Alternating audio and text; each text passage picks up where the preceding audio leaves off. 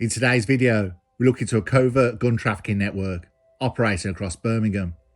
What made the case extraordinary was that its mastermind controlled the operation from inside a prison cell, using smuggled phones and encrypted messaging.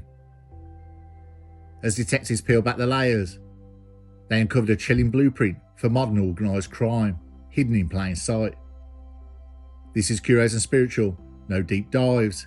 Instead, me and you are going pole vault with the facts like pros as we look into the case, the police investigation and trial.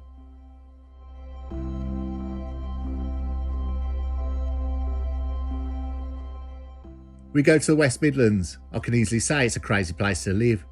There's a new village given approval, drawn by either a bored teenager on detention or a town planner with a wicked sense of humour or a complete lack of aerial perspective. It hasn't even broken ground yet, but it's already erecting controversy. Planners say it's efficient and modern, but everyone else just sees a giant concrete, innuendo. We zoom in on the West Midlands. We go to Quinton, the crown jewel of West Birmingham. This is a place where the average age is young at heart. The neighbourhood watch is stronger than MI5. Crime is virtually non-existent, mainly because most of the population is over 70, and the only thing they have worth robbing is custard creams and cat ornaments. But in 2023, Quinton would briefly become the unexpected backdrop for one of Birmingham's most serious gun-running investigations.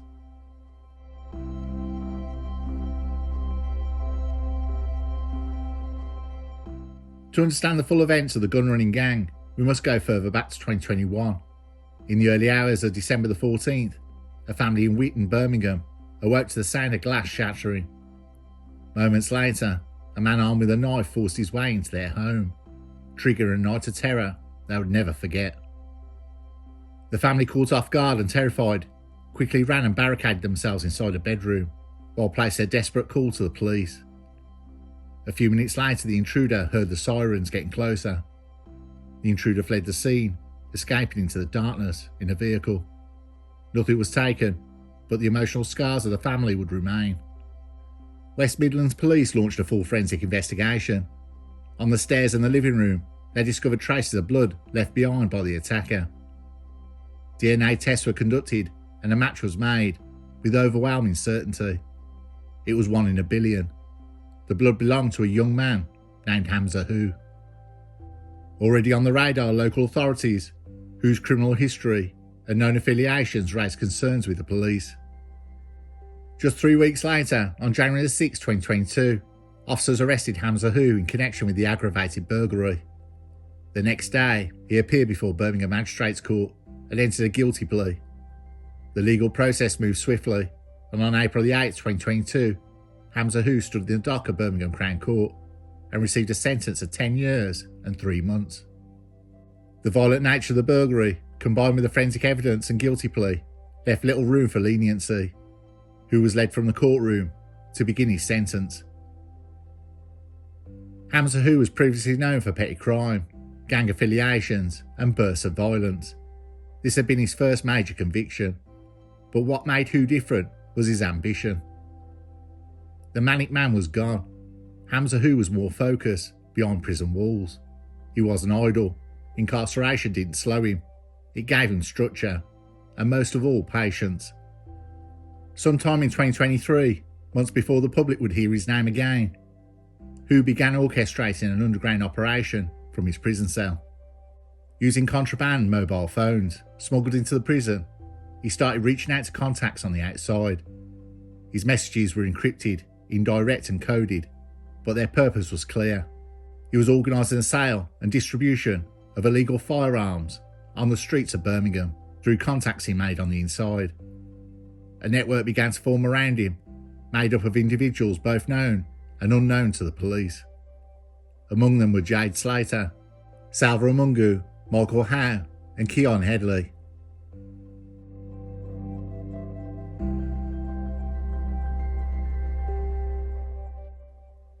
The run of guns onto Birmingham streets did not go unnoticed. Police's Operation Target was launched nationwide to tackle organised criminal groups and dealing networks. Nationally, organised crime is seen as one of the greatest threats to communities because of the harmful effect it can have on everyone. By early 2023, West Midlands police had grown increasingly alarmed by a surge in illegal firearms on the streets of Birmingham. Reports of shootings, drive-bys and armed robberies were escalating, sowing fear in communities already battered by violence and deprivation. Behind much of this was a shadowy network, operating with alarming sophistication, one that seemed untouchable. The police launched a specialised task force, assembled from officers across intelligence, firearms units, digital forensics and undercover specialists. Their mission: to dismantle the pipeline, flooding the city with illegal weapons, and bring those responsible to justice. The operation was no small feat. The gang, led remotely by Hamza Hu, had mastered evasion. They used burner phones, encrypted messaging apps, and a rotating cast of couriers to move guns in the shadows. Each piece of intelligence was a puzzle piece, and police knew they needed patience, precision, and persistence.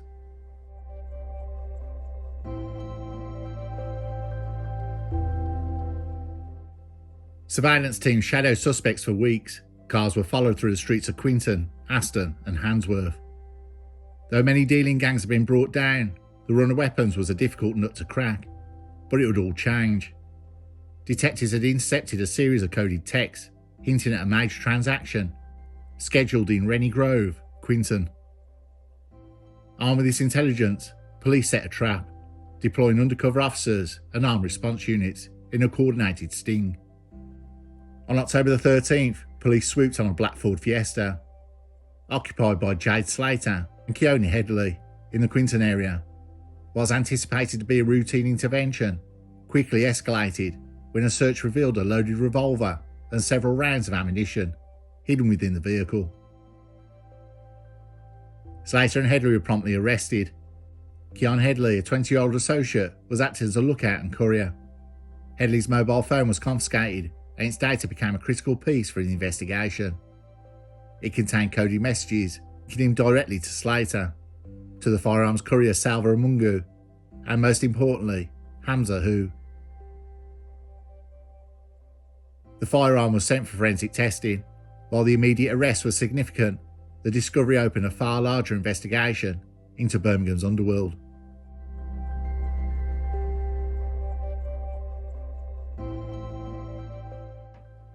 Digital forensic teams pored over the seized phones. WhatsApp histories revealed deep coordination, pickup times, coded routes, weapons handovers. One message from Slater read, "Parcel dropped, same street, 20 minutes. Parcel meant gun.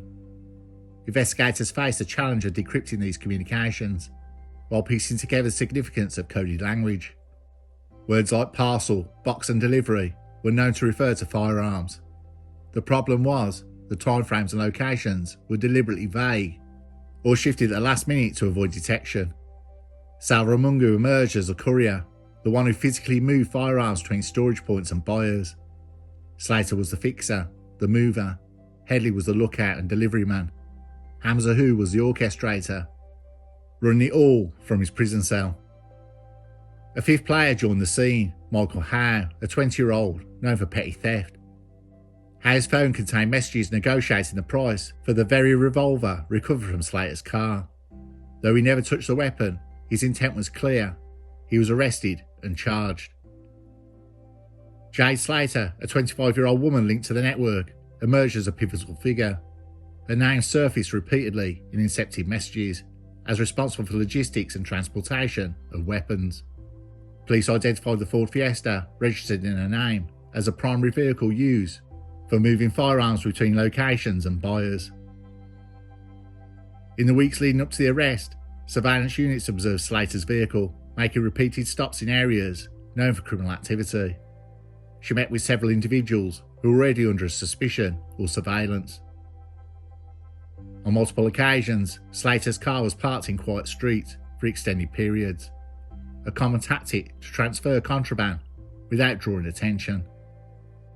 Police identified a date and time when a major handoff was expected, based on decrypted messages and physical surveillance data. The arrest plan was set into motion.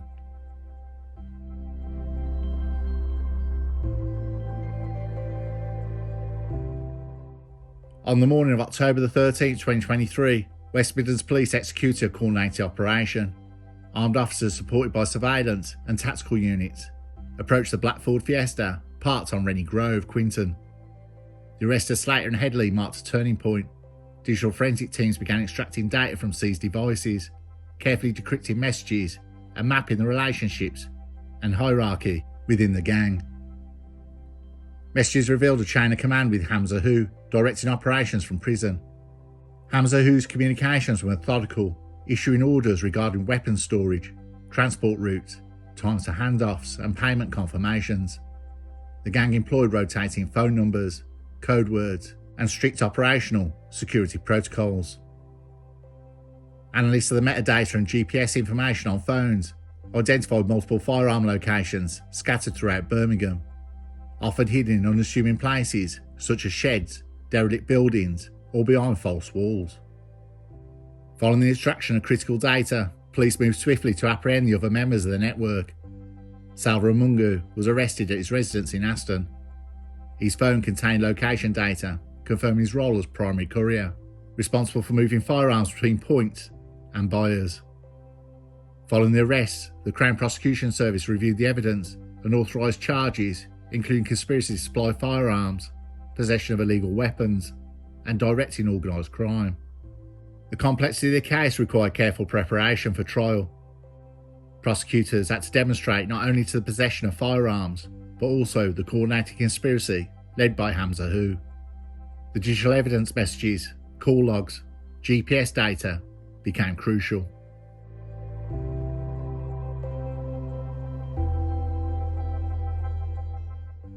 Operation Target built a working model of the gang's hierarchy. Hamza Hu commanded operations from prison with military-like precision. Salva Mungu moved weapons, kept them hidden, ensured they reached buyers. Jade Slater, responsible for logistics, driving and drops. Curios& Headley was the scout and distributor. Michael Howe was the buyer, linked to wider distribution rings. Their communication used rotating numbers, disposable SIMs and coded messages, but beneath the tech, the old age motive remained: power, profit and reputation.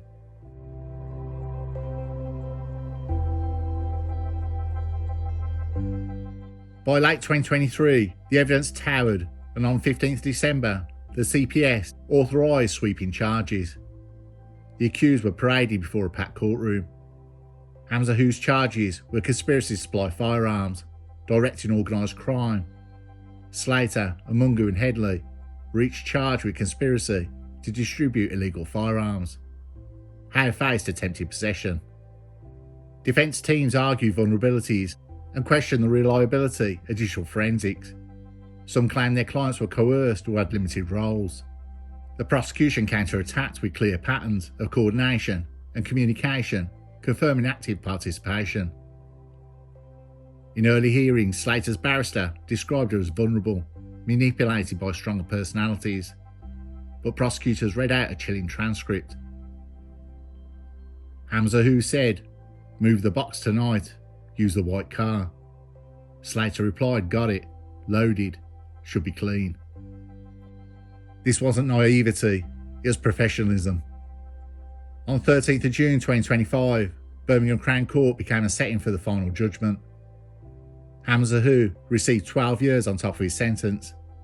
The judge cited his strategic exploitation of incarceration and others. Salva Mungu received a 6-year, 4-month sentence. Curios& Headley received 6 years. Jade Slater received 5 years and 7 months. Michael Howe received 2 years and 3 months. The judge condemned the network as a modern, technologically enabled criminal cell. Responsive, mobile and dangerous. West Midlands Police Major Crime Unit said this was a significant conspiracy to move and sell firearms around the West Midlands and beyond, so that criminals could use them and threaten or harm others.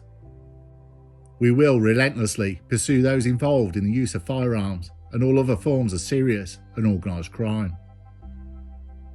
The success is part of Operation Target, our 24/7 mission to tackle serious and organised crime in the West Midlands. Our officers target those involved in guns, dealing, money laundering and exploitation, making the region safer and protecting vulnerable people from exploitation.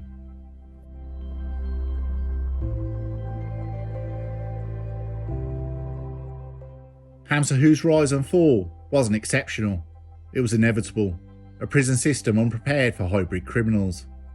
Hamza Who's change from petty criminal to organised gun runner within months shows a change. How prisons are really universities where you make contacts. The story of Hamza Who and his network is not just one of individual criminality, it's a mirror reflecting a deeper institutional failure and a rapidly changing criminal landscape.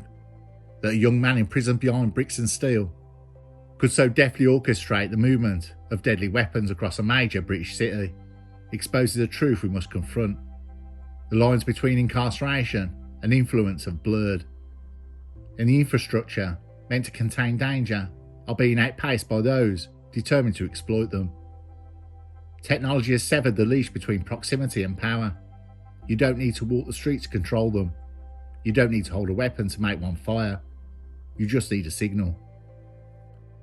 And so the real question Birmingham, the UK, must ask isn't how these five were caught, it's how they were allowed to emerge at all. What futures were stolen from these young people long before they became threats? What opportunities were left undeveloped? And what warnings were ignored?